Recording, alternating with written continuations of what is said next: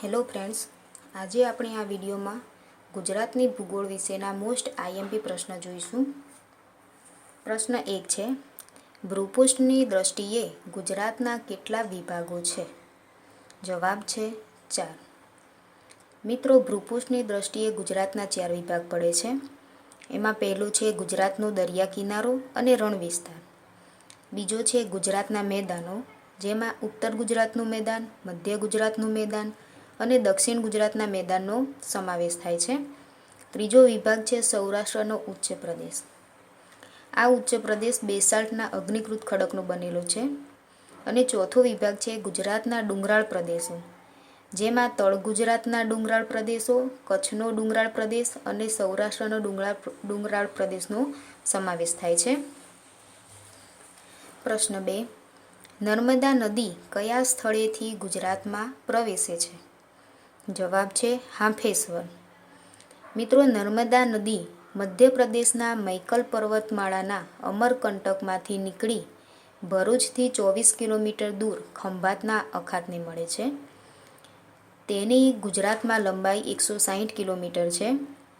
નર્મદા નદી હાંફેશ્વર પાસે ગુજરાતના મેદાનમાં પ્રવેશે ત્યાં તેને ઓરસંગ અને કરજણ નદી મળે છે. અને નર્મદા નદી પર સરદાર સરોવર યોજના સાકાર થઈ છે. પ્રશ્ન 3 છે, કયો ફળદ્રુપ પ્રદેશ ગુજરાતના બગીચા તરીકે ઓળખાય છે? તો જવાબ છે મધ્ય ગુજરાતનો પ્રદેશ. પ્રશ્ન 4, બોક્સાઇટના ઉત્પાદનમાં સૌથી અગ્રેસર રાજ્ય કયું છે? જવાબ છે ગુજરાત. મિત્રો, બોક્સાઇટ દેવભૂમિ દ્વારકા જિલ્લાના કલ્યાણપુર, ખંભાળિયા અને ભાણવડ તાલુકામાંથી મળે છે. પ્રશ્ન 5, પક્ષીઓ માટે જાણીતું ખીજડીયા અભયારણ્ય કયા જિલ્લામાં આવેલું છે? જવાબ છે જામનગર. મિત્રો, જામનગર સૌરાષ્ટ્રનું પેરિસ ગણાય છે. અને જામ રાવળે ઈસવીસન 1540માં જામનગર વસાવ્યું હતું. જામનગરમાં રણમલ તળાવમાં આવેલો લાખોટા મહેલ વીરતા અને પ્રેમનું પ્રતીક છે. અનેક મંદિરો અને સંસ્કૃત પાઠશાળાઓને કારણે જામનગર છોટે કાશી તરીકે ઓળખાય છે. પ્રશ્ન 6, તરણેતરનો સુપ્રસિદ્ધ મેળો ગુજરાતના કયા જિલ્લામાં ભરાય છે? જવાબ છે સુરેન્દ્રનગર. મિત્રો, સુરેન્દ્રનગર જિલ્લાના તરણેતર ગામમાં ત્રિનેત્રેશ્વર મહાદેવના મંદિરમાં ભાદરવા સુદ ચોથથી છઠ સુધી ભરાતો આ મેળો ભારતભરમાં સુપ્રસિદ્ધ છે. પ્રશ્ન 7, ગુજરાતના કયા જિલ્લામાં સૌથી વધુ જૈનોની વસ્તી છે? જવાબ છે કચ્છ. પ્રશ્ન 8, પાંડવોની શાળા અને ભીમનું રસોડું જેવા સ્થાપત્યો ગુજરાતમાં ક્યાં આવેલા છે? જવાબ ધોળકા. પ્રશ્ન 9, નવો અરવલ્લી જિલ્લો કયા જિલ્લામાંથી બનાવવામાં આવ્યો છે? જવાબ છે સાબરકાંઠા. પ્રશ્ન 10, એશિયાઈ સિંહ સિવાયનું અન્ય એક પ્રાણી જે સમગ્ર વિશ્વમાં માત્ર ગુજરાતમાં જ જોવા મળે છે તે પ્રાણી કયું છે? જવાબ છે ઘુડખર. મિત્રો, જો આ વિડીયો તમને પસંદ પડતો હોય તો પ્લીઝ લાઇક કરજો અને વધુ સાહિત્ય મેળવવા માટે ઈમેલ કરો icangetjob@gmail.com પર. પ્રશ્ન આગળ જોઈએ આપણે. પ્રશ્ન 11 છે, રાજપીપળા પાસેનો કયો ધોધ જાણીતો છે? જવાબ છે શૂરપાણેશ્વર. પ્રશ્ન 12, ગુજરાતમાં આયુર્વેદ યુનિવર્સિટી ક્યાં આવેલી છે? જવાબ છે જામનગર અને તેની સ્થાપના 1967માં થઈ હતી. મિત્રો, પ્રશ્ન 13, ગુજરાતમાં કયા સ્થળે કાળિયાર હરણ જોવા મળે છે? જવાબ વેળાવદર. ભાવનગર જિલ્લામાં આવેલ વેળાવદર કાળિયાર માટેનો સૌથી મોટો પાર્ક છે. મિત્રો, પ્રશ્ન 14, પીપાવાવ બંદર કયા જિલ્લામાં આવેલું છે? જવાબ છે અમરેલી. આ પીપાવાવ એ ગુજરાતનું સૌથી ઝડપથી વિકસતું બંદર છે. પ્રશ્ન 15, અતુલ કંપની શેના માટે જાણીતી છે? જવાબ છે રંગ ઉત્પાદન. અતુલ કંપની વલસાડ જિલ્લામાં આવેલ છે. ઉદ્યોગપતિ કસ્તુરભાઈ લાલભાઈએ સ્થાપેલું અતુલનું રંગ, રસાયણ અને દવાઓનું વિશાળ કારખાનું અતુલમાં આવેલું છે? પ્રશ્ન 16. ગુજરાતના કેટલા જિલ્લા દરિયા કિનારો ધરાવે છે? જવાબ છે 15. પ્રશ્ન 17. કયો મેળો ગધેડાની લે વેચ માટે જાણીતો છે? જવાબ છે વૌઠાનો મેળો. મિત્રો, વૌઠાનો મેળો અમદાવાદ જિલ્લાના ધોળકા તાલુકાના વૌઠા ગામે ભરાય છે. આ મેળો કાર્તકી 11થી કાર્તકી પૂર્ણિમા સુધી ભરાય છે અને ગુજરાતનો સૌથી મોટો લોકમેળો માનવામાં આવે છે. વૌઠામાં હાથમતી, સાબરમતી, વાત્રક, ખારી, મેસવો, માજમ અને સેઢી એમ 7 નદીઓનો સંગમ હોય છે. મિત્રો, નદીઓના નામ યાદ રાખવા. તેથી 7 નદીઓના સંગમના કારણે તેને સપ્ત સંગમ તરીકે ઓળખાય છે અને તે પવિત્ર તીર્થ મનાય છે. અહીં ગધેડાની મોટા પાયે લે વેચ પણ થાય છે. પ્રશ્ન 18. પિતૃ શ્રાદ્ધ માટે કયું સ્થળ જાણીતું છે?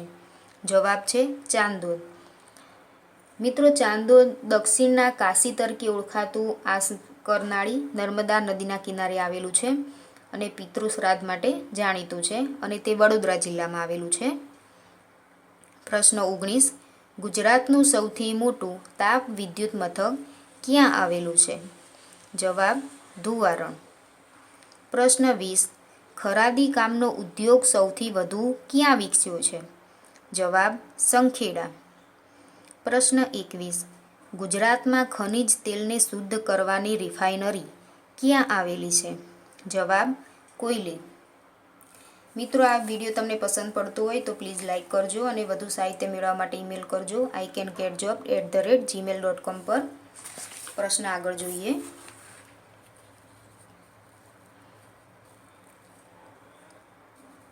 પ્રશ્ન 22. ગુજરાતમાં રેયોન ઉદ્યોગનું સૌથી મોટું કેન્દ્ર કયું છે? જવાબ છે વેરાવળ. પ્રશ્ન 23. ગુજરાતમાં કયો પ્રદેશ લીલી નાગેરના નામે જાણીતો છે?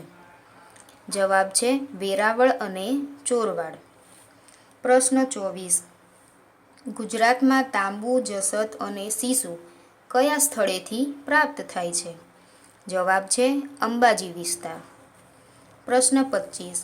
કયા રસાયણના ઉત્પાદનમાં ગુજરાત સમગ્ર ભારતમાં મોખરે છે? જવાબ છે સોડા એસ. પ્રશ્ન 26. ગુજરાતમાં જામફળ અને દાડમ માટે કયો જિલ્લો સૌથી વધુ જાણીતો છે? જવાબ ભાવનગર. પ્રશ્ન 27. ગુજરાતની પશ્ચિમે કયો સમુદ્ર આવેલો છે? જવાબ છે અરબ સાગર.